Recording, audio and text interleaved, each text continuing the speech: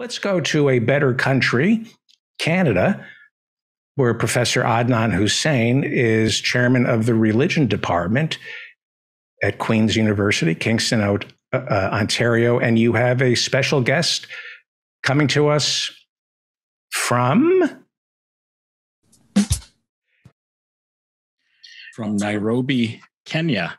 I thought that was the country you were going to say was a better country. I don't know. We could ask Dr. Awit Wildemichael if that's the case, but I'm really pleased to be able to introduce and welcome a colleague and a friend, Professor Awit Wildemichael, who is an African historian specializing in the history of the Horn of Africa, in particular here at Queen's University, but he's currently in Nairobi.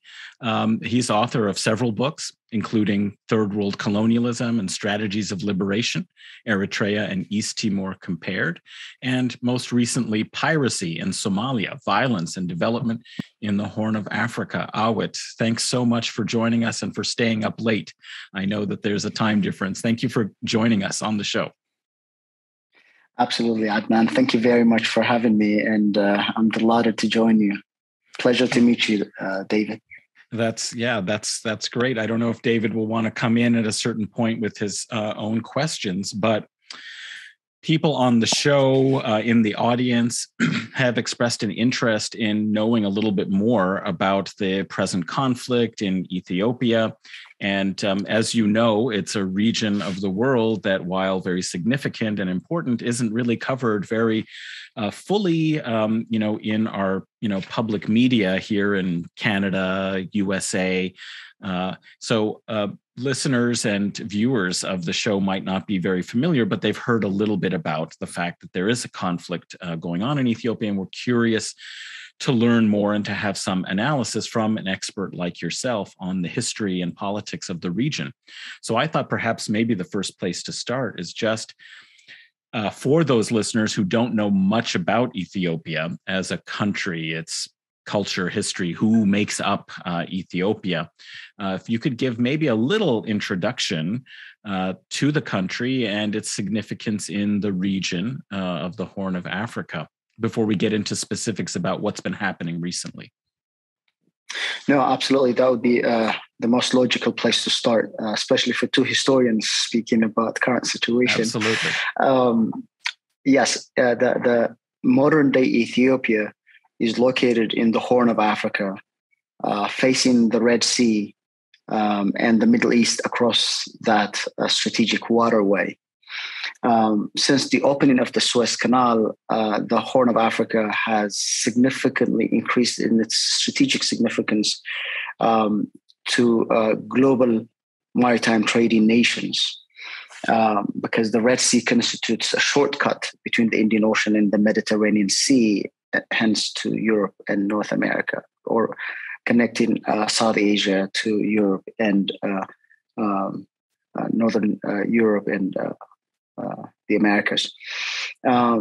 Ethiopia, the significance of Ethiopia in this context is that it's a country of currently of about 115 million people, 80 different ethnicities / language groups in the country.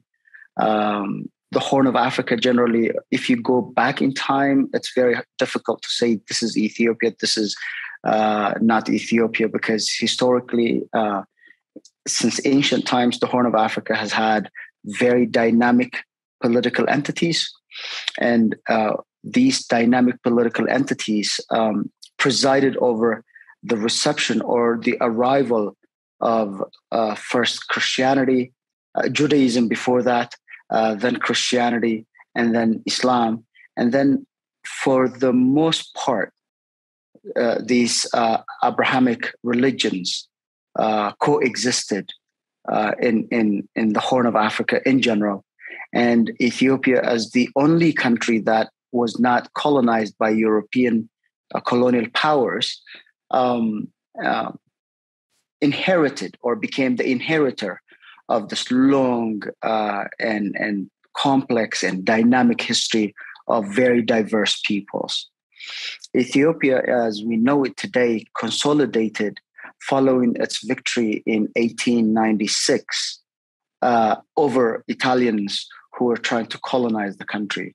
Hence, there are emotional, psychological aspects to Ethiopia's significance, not only to people in the continent, but also people of color and Black people around the world, as being a symbol of freedom, the only or the first non-European country to have defeated a European colonial power and preserved its own independence. This being earlier than Japanese victory over the Russians by almost 10 years. And as we come closer to the present, Ethiopia was fortunate to have had visionary leaders who, in spite of their internal weaknesses, cultivated this image of Ethiopia as an important regional and global player.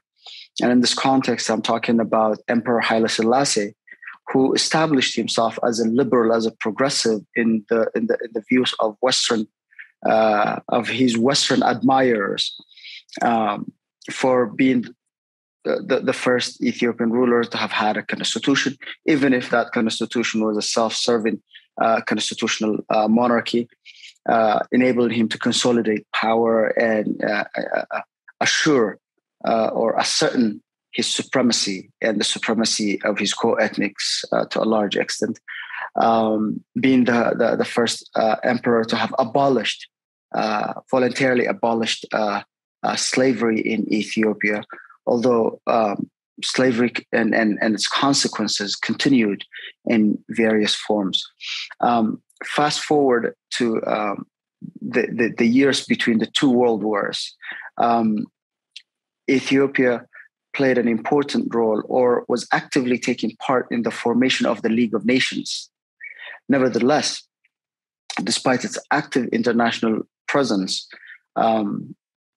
fascist Italy under Mussolini invaded Ethiopia in 1935, for the most part, to fulfill Mussolini's ambition of being the grand ruler of a giant African colony, stretching from Libya all the way to Somalia. That was the dream anyways.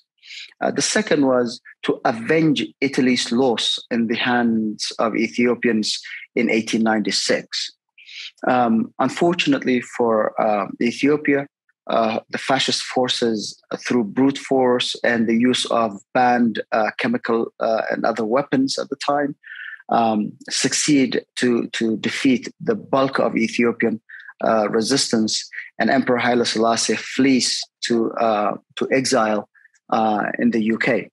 But from exile, he persisted to advocate for Ethiopian independence, and he refused to relinquish his throne, while his compatriots inside the country continued to resist Italian occupation for the entire 5 years that Italians occupied Ethiopia. As soon as World War II ended, before the Second World War ended, Ethiopian patriots, with the help of Allied forces, managed to defeat Italian occupation, and Emperor Haile Selassie is restored to power. As soon as he's restored to power, however, Ethiopia's predominant foreign policy preoccupation was securing access to the Red Sea, either through Somalia, or what's today Somalia, or through what's today Eritrea. In pursuit of Ethiopia's strategic interest, Emperor Haile Selassie forged important alliances with Western powers that had vested strategic interests in the Red Sea region. And with African leaders, he established himself as a Pan-African leader.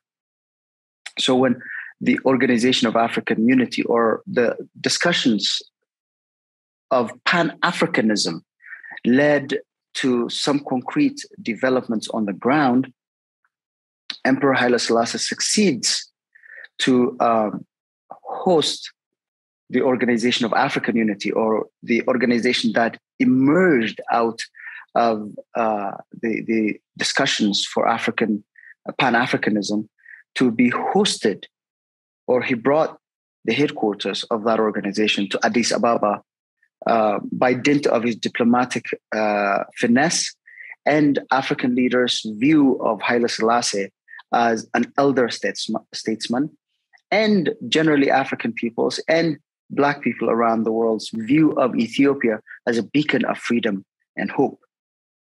But Ethiopia had an inbuilt expansionist, it was built as an expansionist empire. The same year that it defeated Italian colonialism in 1896, for example, Emperor Menelik at the time expanded to the vast parts of what's today Western, Southern, and Eastern Ethiopia.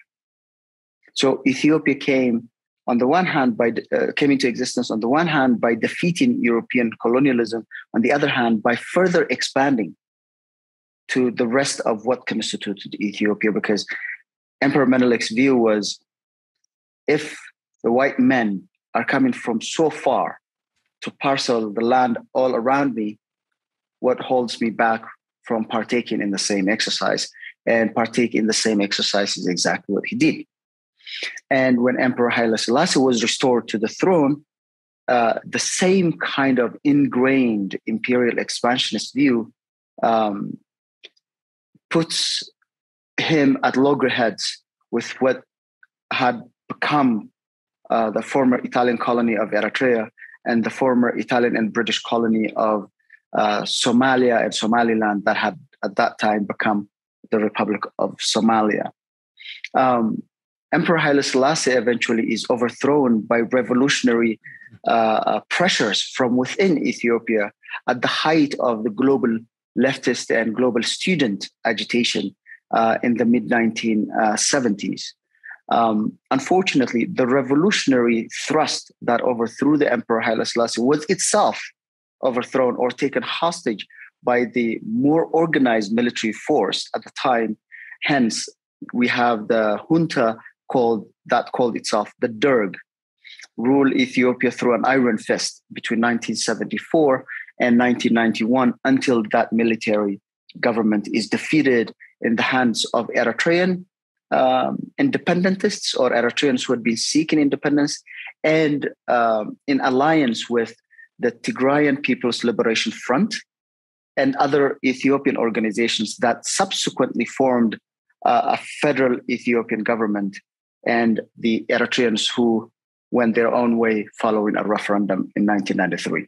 I'm sorry if this was longer than you asked for. Oh, no, that was perfect. I was going to ask you anyway about the post-Derg era and its consequences for shaping, contemporary political conflicts, because as you point out, it led to the breakaway of Eritrea to independence at the same time as brought in a new government on the basis of the TPLF, resistance that was successful, and then it created this more federal, interestingly, very important kind of federal, and I guess ethno-federal, right? So some of the states or parties to the EPRDF, the political party, the kind of grand political party of Ethiopia, I forget the exact what the acronym.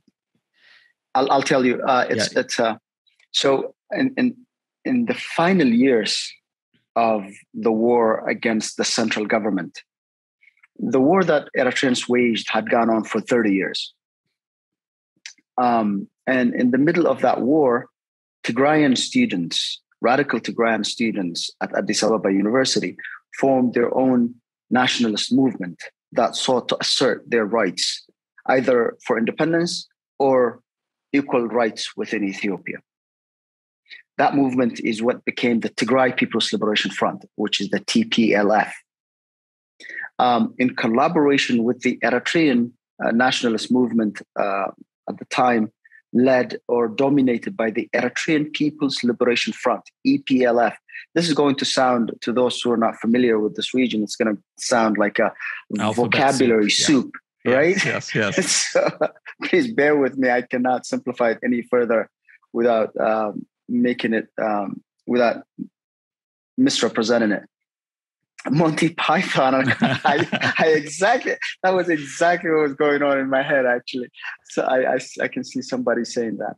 And so when the military government was defeated, Eritreans went their own way and held a referendum in 1993 that was internationally supervised and certified as free and fair and credible, whose outcome was then recognized internationally, and Eritrea became an independent country whose sovereignty was recognized with a seat at the United Nations General Assembly and at the time, Organization of African Unity, which is now the African Union.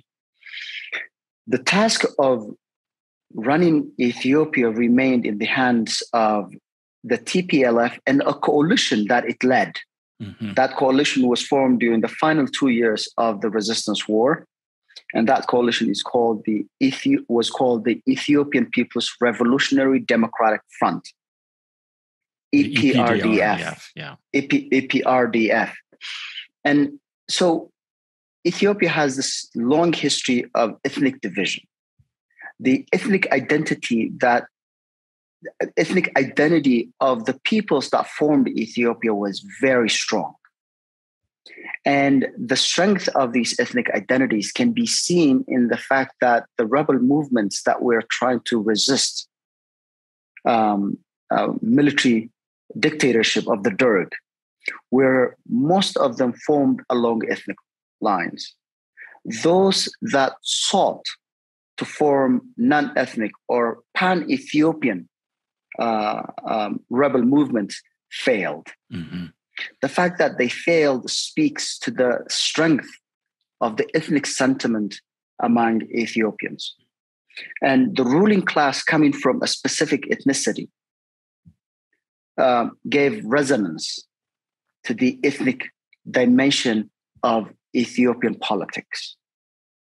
When the EPRDF coalition that the TPLF dominated came to power, it made the decision to divide the country along those lines, to divide the regions along lines that the government then deemed was consistent with the cultural, ethnic, linguistic, and other identities of the constituent populations. Right. So you ended up with a federal kind of system with an Amhara region, an Oromo region, and then a group of southern groups, and then Somali. And they all had kind of local, provincial sorts of governments as a part of a federal structure. Mm-hmm. Exactly. So officially, it's not called ethnic federalism, but it was, in essence, a federal system based on the ethnic identities or ethnic composition of the federal entities. And within that, Tigray became one autonomous or federal region. And Tigray, the northern Ethiopian province, where there is an ugly conflict going on that we'll get to, I hope, in a moment, mm-hmm. Is home to the TPLF that dominated the coalition. Right. And in the process of political social engineering to form this federation that was dubbed ethnic federalism, Tigray emerged as a federal unit within this federation. And as you can imagine, there is nothing natural about national or provincial boundaries, be it in Africa or in Europe. A lot of people talk of African boundaries being artificial boundaries drawn up by Europeans in Berlin. Well, there is some truth to that, but there is nothing natural about borders of any sort, whether they are European, North American, Asian, African, or Latin American. And so populations, like natural creations, like plants and animals, are not bound by these borders. These are artificial borders we impose on our movement and movement of plants and animals. And right. And so also, I would imagine that during the period when there was a stronger central government, during the period post-World War II, under the Selassie, government, and then even as well under the Derg, that there might have been a lot of movement of peoples to big cities and other regions, and that when you then federalized in this provincial way, you might have kind of populations that are sort of stranded in a, this could create certain kinds of conflicts. But also because under Meles Zenawi, I understand the leader of TPLF, who becomes the leader of Ethiopia, that it kind of was felt like among many of the other communities and groupings that it was a Tigray-dominated state, at the federal level, and that wasn't satisfactory. And I think some of those concerns or problems led to changes that took place, I think, just this last decade with the end of the TPLF dominance of the government. Could you tell us maybe a little bit about what happened in 2018 and so forth? No, absolutely. You got it absolutely right. There is this inherent population movement, but there was also political population movement or movement of people. This is before even the Derg came to power. There were populations that were moved to quote unquote less inhabited, newly acquired territories as settlers, as representatives of the ruling elite, as if the indigenous communities are not there. So what I'm trying to say here is that populations have been moving as a natural phenomenon. We are moving beings, but also as political decisions by the ruling elites to place their co-ethnics in areas they deemed strategic. When the TPLF-dominated EPRDF government came to power, it presided over this messy situation to begin with. And yes, when the Meles Zenawi was in power, TPLF, or the Tigrayans, the Tigrayan political class, remained dominant power forces within the coalition. And so you would see Tigrayan dominance in higher positions of government as well. And demographically, we're talking about 6% of Ethiopia. Tigray constituting as 6% of Ethiopia. But it was not something that they created in 1991 or 1994 when they came to power. It had a long history being the central element of politics in the country. What they did in 1994 with their 1994-1995 with that federal constitution was that they made ethnicity a cornerstone, official or formal cornerstone of politics in that country. Mm-hmm. They did not create it. They formalized it. And it remained politically repressive. TPLF dominated EPRDF government, which, by the way, had an Amhara component, the politically dominant ethnicity in Ethiopia, an Oromo component, which is demographically the largest ethnic group in the Horn of Africa, not just in Ethiopia, constituting about just under 40% of the Ethiopian population, and an amalgam of forces called from southern peoples, nations, and nationalities. So EPRDF was a coalition of 4 political forces. It would be historically inaccurate to blame all of its wrongs or successes, or credit all of its successes to the TPLF alone or to the Tigrayans alone. Amhara, Oromo, and Southern peoples were parties or partners, even though the TPLF or the Tigrayan political class remained dominant. And so politically, it was very repressive. Economically, it was making tremendous progress. And as we have seen in other countries where there is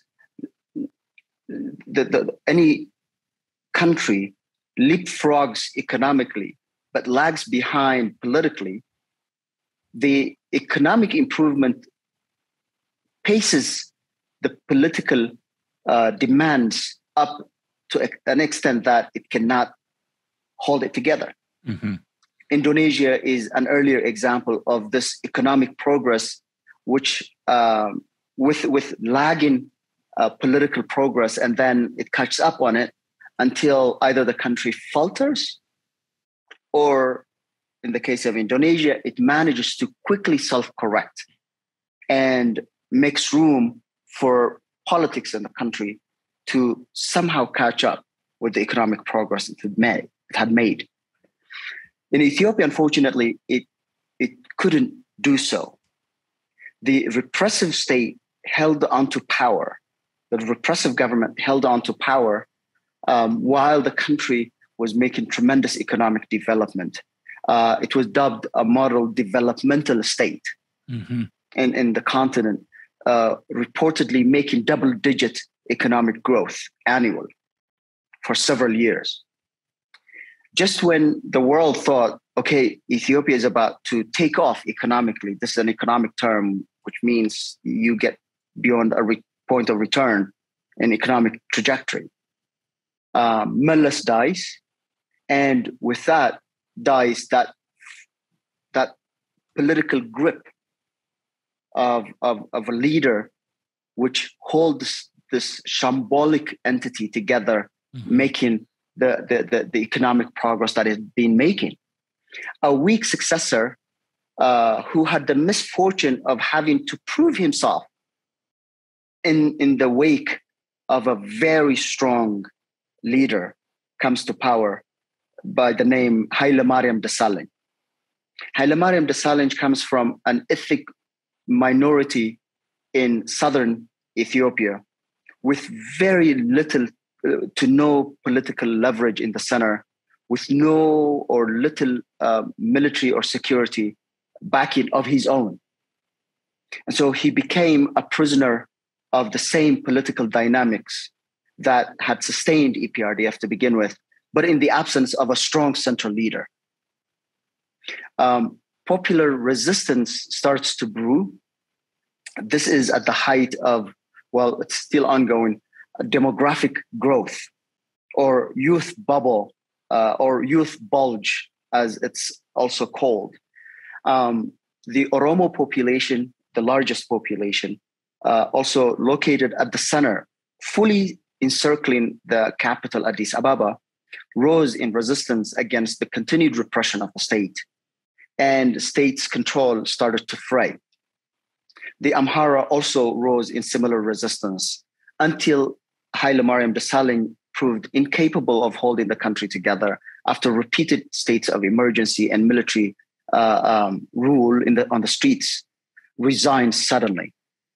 And his resignation leads to Abiy Ahmed, at the time 42-year-old former colonel, to come to power not through democratic elections, but inheriting power through their own internal mechanisms, which internally within the coalition was a democratic process, but it was not national democratic election process.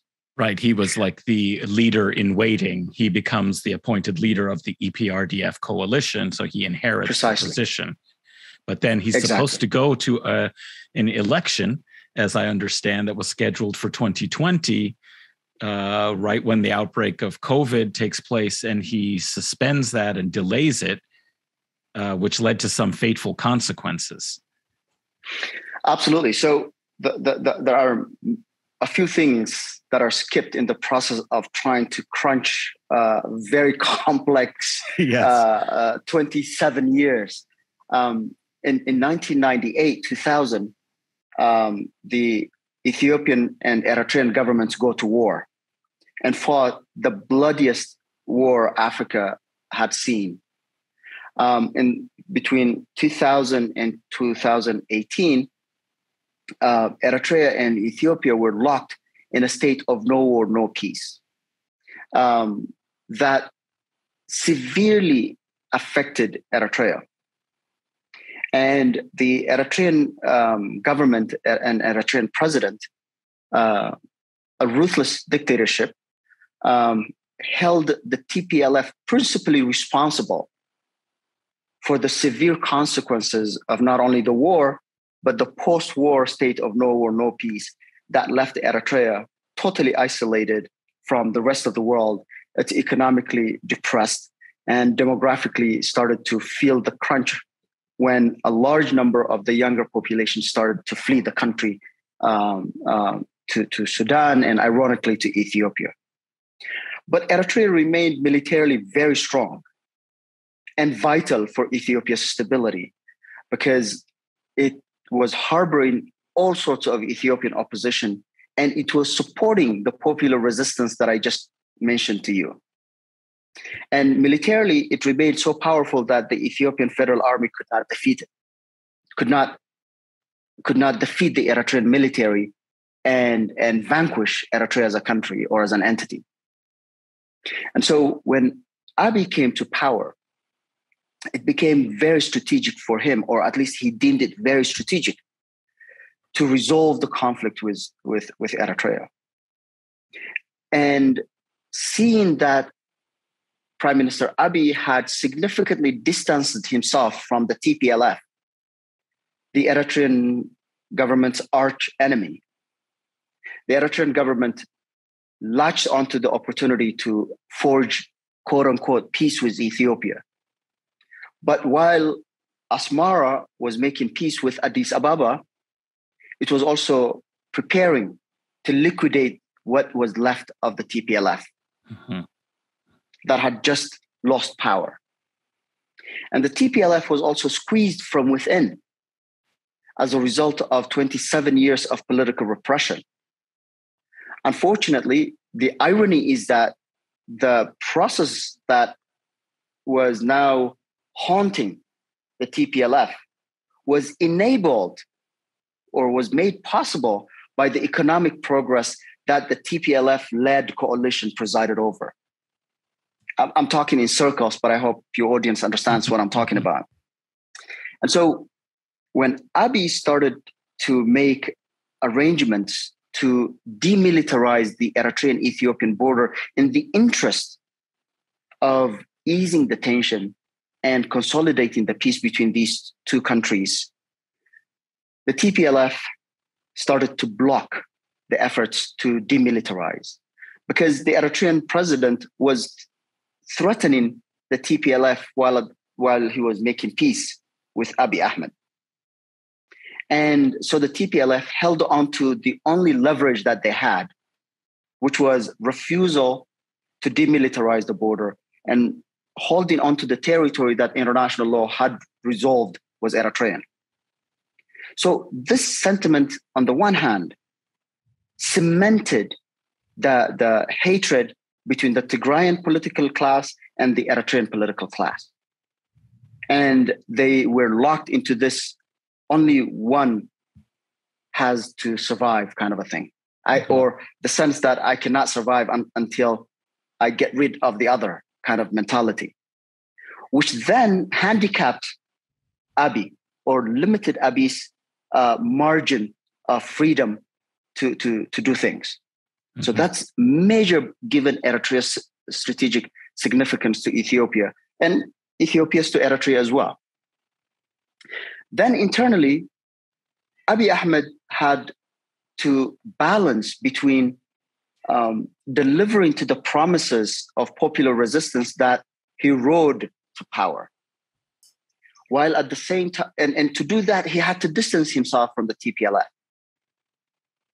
But at the same time, he could not completely distance himself, the TPLF or the Tigrayan political and military elite, if he were to rule Ethiopia. They had ruled Ethiopia for 27 prior years, and that's not an easy feat to wipe out or they must wish non-existent overnight. Yeah, they must have been entrenched in all kinds of institutions and bureaucracies at all levels of the government. Precisely. So in a rush to quote unquote de-Tigrayanize the Ethiopian political military security architecture, or infrastructure rather, he ended up feeding the anti-Tigrayan sentiment that brought him to power in the first place. And he kept making references to the Tigrayan political elite as daylight hyenas, as chameleons, as many other things that he failed to distinguish the political elite from the population. Mm-hmm. Mm-hmm. Right? So you have a new young ruler with popular support, demonizing not just his predecessor political rulers, but the entire population from whom those rulers hailed. Mm-hmm. And so we are in a brewing situation of overlapping tensions waiting to blow up. And the Tigrayans remained strong. In the midst of this, COVID hits when election was planned to happen.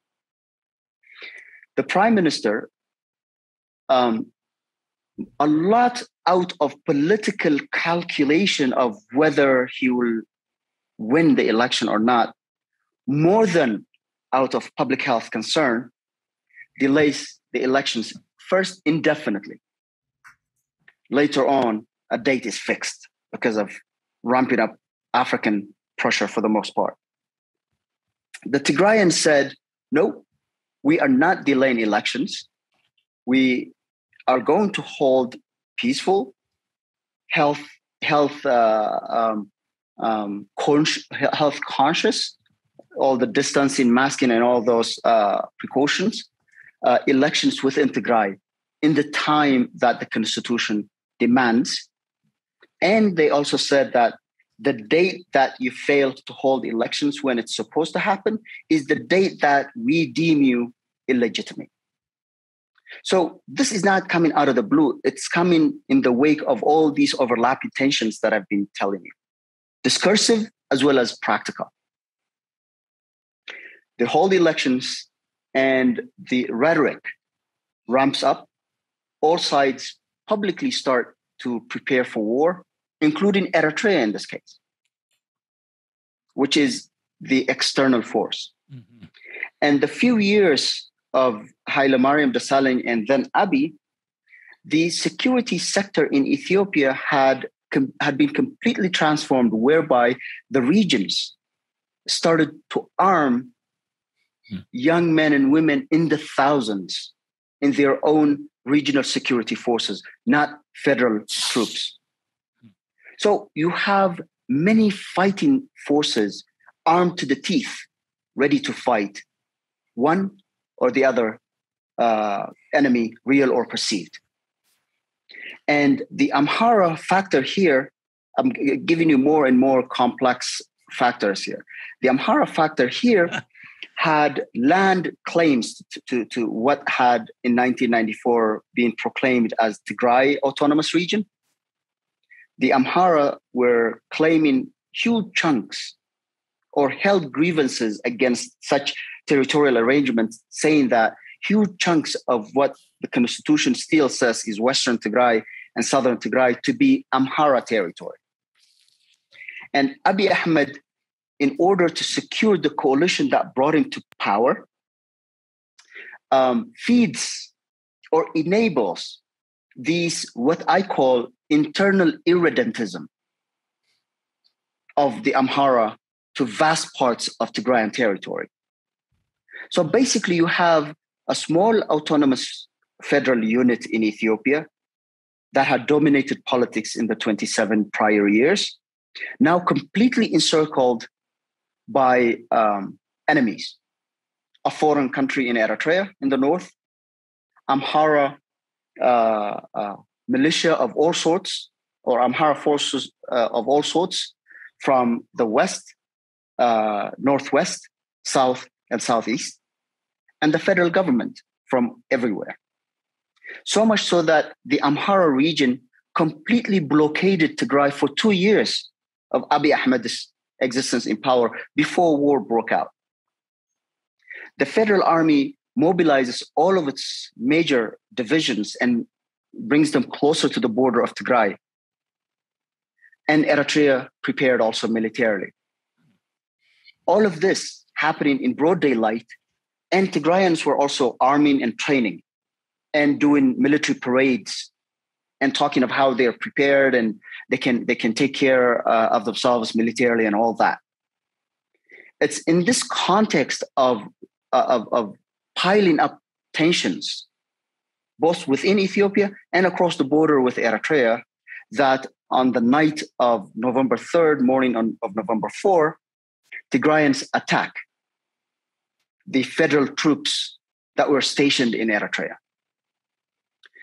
The few who survived fled into Eritrea, and they were warmly received by Eritreans who were prepared to go on the offensive anyways.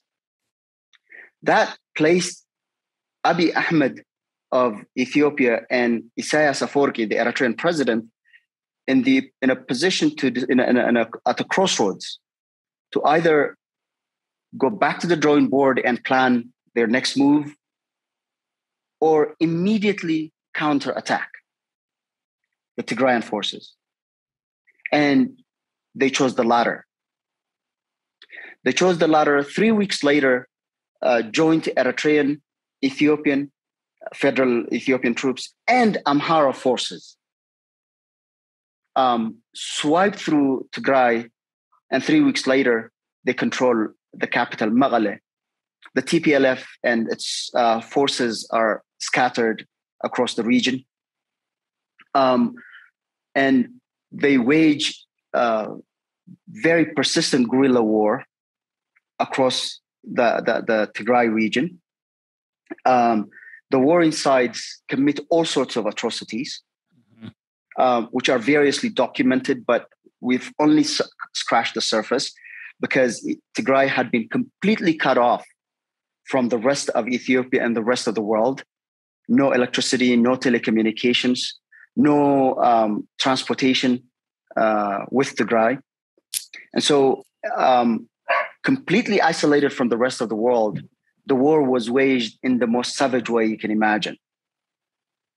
But then, to the surprise of many, in June, the Tigrayans reorganize and overpower federal troops from Tigray, from vast parts of Tigray, including Mekelle. The Tigrayans retake Mekelle.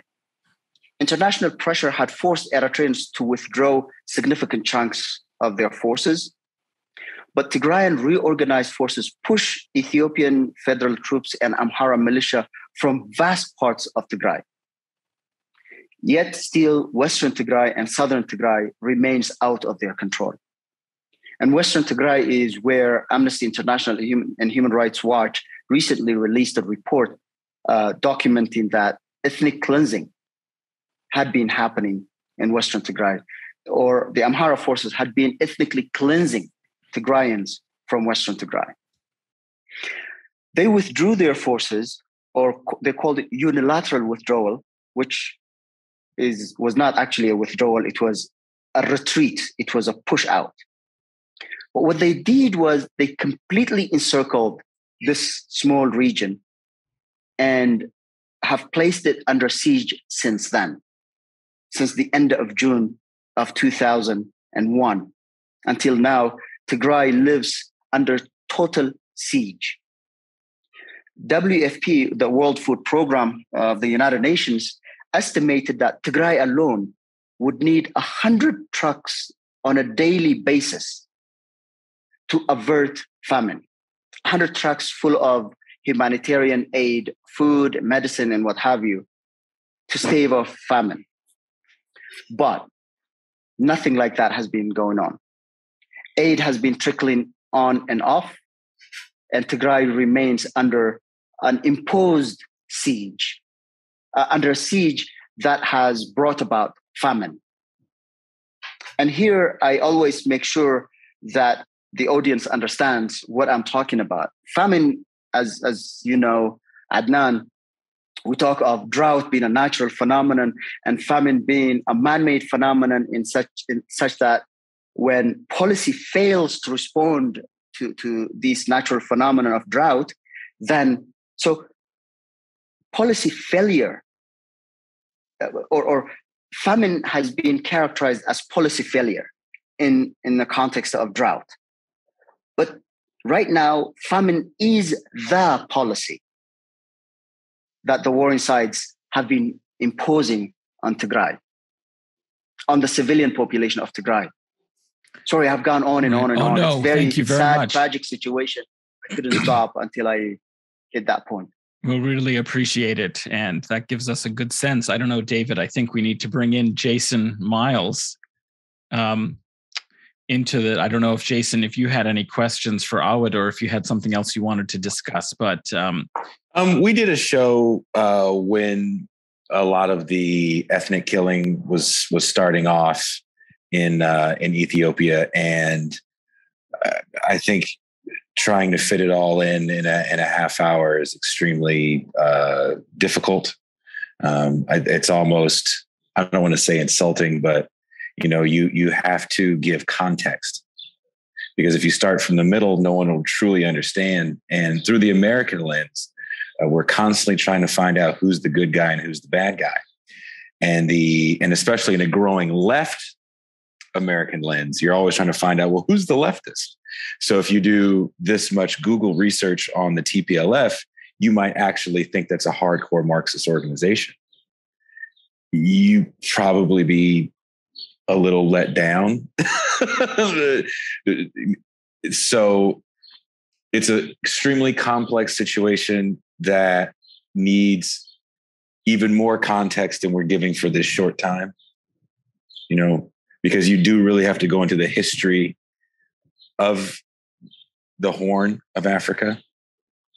There's a lot of hands involved. Didn't even spend that much time on Selassie. You probably could have spent more time if you wanted to, even there.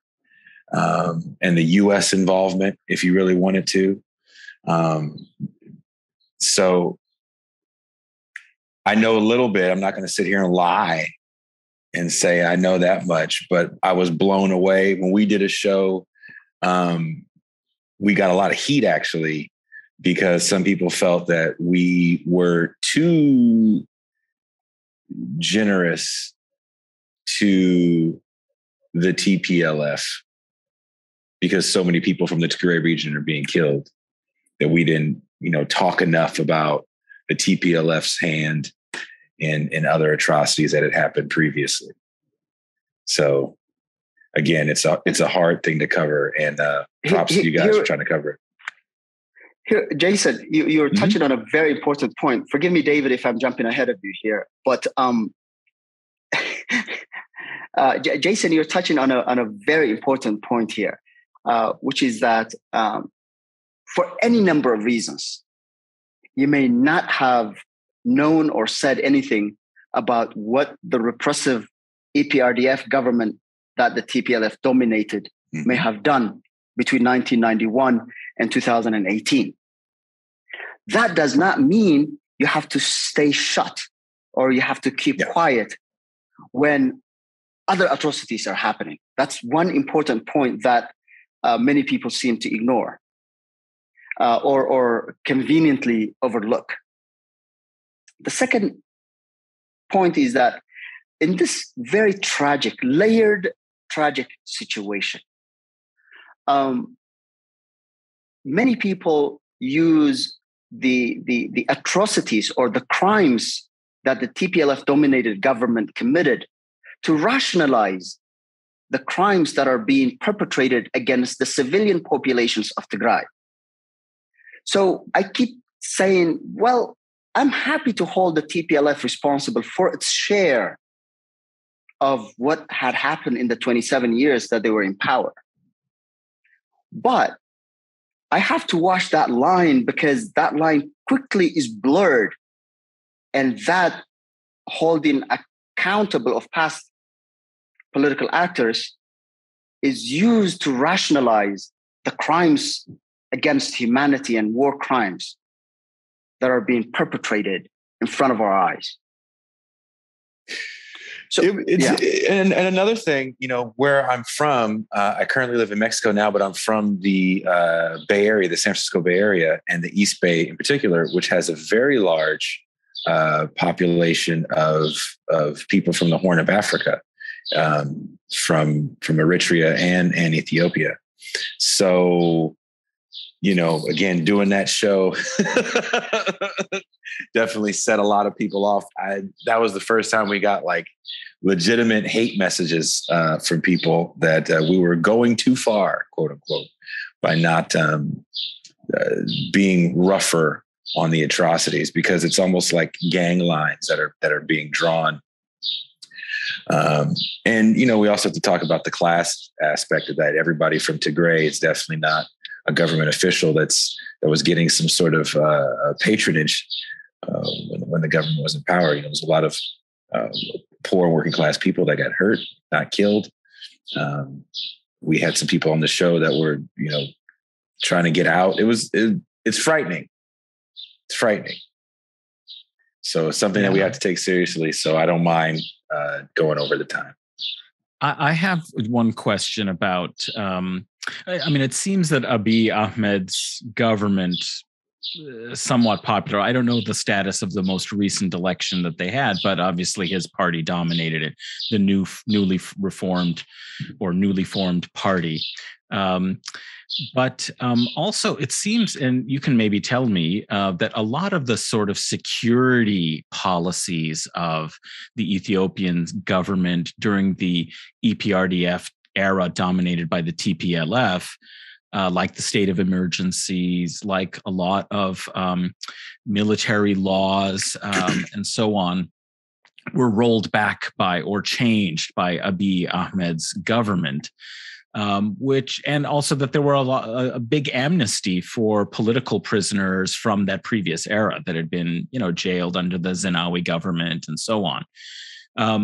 What role has that had? And also, I know that Ethiopia under the Zenawi government was pretty integral in the U.S. sort of global war on terrorism policies in the Horn of Africa. Has there been a change and a reversal? I note that Abiy Ahmed is from the Oromo ethnic grouping, and also is a Muslim. And I wonder if that has had any consequences geopolitically, has he shifted sort of participation in U.S. security policy in the Horn of Africa and is departing from what the U.S. kind of used to be able to rely on under the Zenawi government? What's your view on any of that?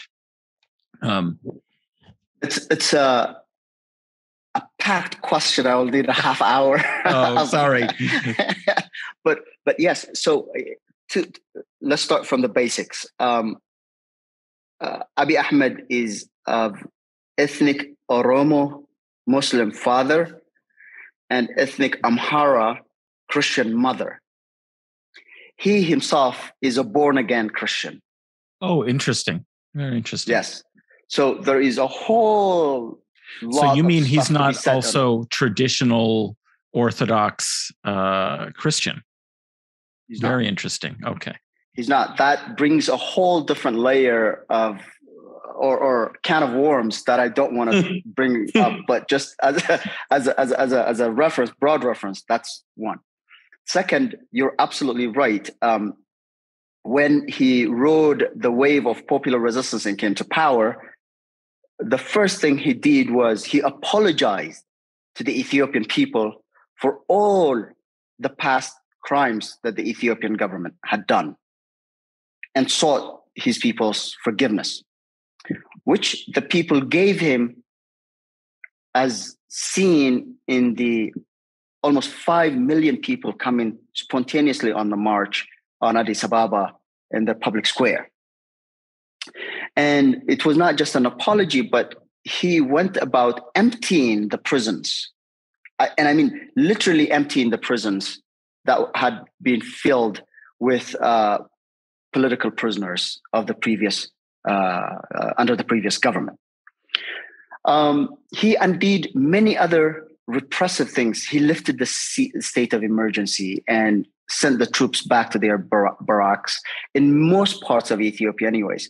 But here, again, Ethiopia is a complex country. Another thing that we should not forget is that not once had he ruled a huge chunk of Oromia, his own home region, because the Oromia region, the western part of Oromia region, was dominated by the Oromo Liberation Front, Oromo Liberation Army, that had quickly locked horns with the federal government and continued to wage armed resistance. So much so that while Abiy was being hailed as a liberator, as a hope, as peace-loving, he used the Ethiopian Air Force to bomb parts of Oromia. So when we speak of the war in Tigray, we speak about it only because of its gravity or of the scale of atrocity there, not because it's the only conflict that's going on in Ethiopia today. So Abiy was hailed as a liberator, as hope, as love, as many things, especially his success to break the stalemate with Eritrea, which was what earned him the Nobel Peace Prize. Right? We can say a lot about that, but let's move forward. What made that possible to begin with? The rapprochement between Addis Ababa and Asmara, between Eritrea and Ethiopia, was a United States under the Trump administration, total lack of interest and engagement in African affairs. And the Trump administration's delegation of Horn of Africa to Middle Eastern powers. And these Middle Eastern powers had vested interest in the Horn of Africa, and they cannot pursue their interests without making peace or seeing Eritrea and Ethiopia making peace. There are economic, there are security, and other issues. Okay, so there is that aspect to it. The United States was in the background, but acting through its Middle Eastern allies, mainly the United Arab Emirates and Saudi Arabia. That is why, for example, after the Eritrean-Ethiopian peace was signed in Asmara, the two leaders fly to Jeddah in Saudi Arabia to ink almost the same agreement, at least publicly what we know, and go to Abu Dhabi in the United Arab Emirates to do the same thing and receive that country's highest honor award. No African leader was invited to witness these ceremonies. No African Union representative, no IGAD representative, which is a regional country in the Horn of Africa. And so that shows you who the drivers were, or to whom this peace treaty was answerable. That's one. Let's come to the U.S. global war on terror, which was fought in active battles in the Horn of Africa. And Ethiopia was a central player, along with Kenya, of course, to American war on terror in the Horn of Africa. And the strategic significance of the Horn of Africa that I started with also increased with the global war on terror, because we're facing the Middle East across a very narrow strategic waterway, and Al-Qaeda in the Arabian Peninsula was growing to a point that the Yemeni government had been rendered helpless and weak. And some Somalis who had taken part in Afghanistan with Al-Shabaab, with Osama bin Laden's Taliban and Osama bin Laden's Al-Qaeda and Afghani Taliban, had come back to Somalia following US assault and occupation of Afghanistan. So the center of gravity of these terrorist groups had moved to the Southern Arabian Peninsula and the Horn of Africa, even though they were not as powerful as Al-Qaeda itself or the Taliban. This fuels the American war on terror, which had its own complex and hawkish and downright criminal aspects in its operation. Ethiopia was central to this. Even when ideologically, as you pointed out, Jason, the Ethiopian government under Meles Zenawi was Marxist-Leninist in its origins, it was an active capitalist state, or a state that was happy to engage the capitalist world and become a central player in US-led war on terror in the Horn of Africa. When Abiy came to power, the war on terror itself had started to lose some of its vigor in the Horn of Africa, or across the world for that matter, because it had changed its dynamics. It was not the same.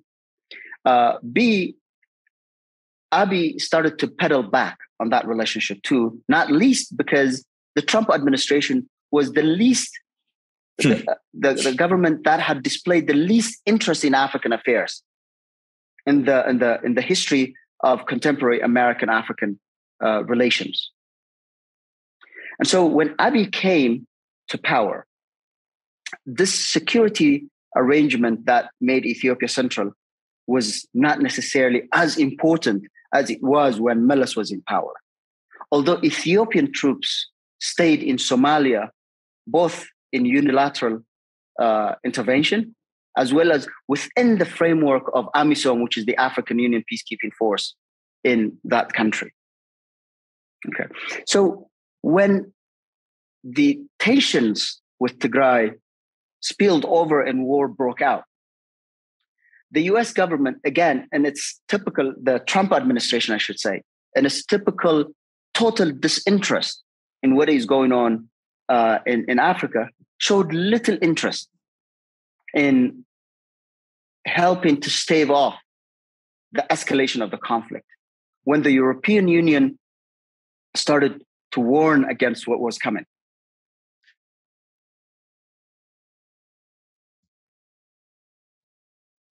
I hate to be rude. This has been, we could keep going. It's fascinating.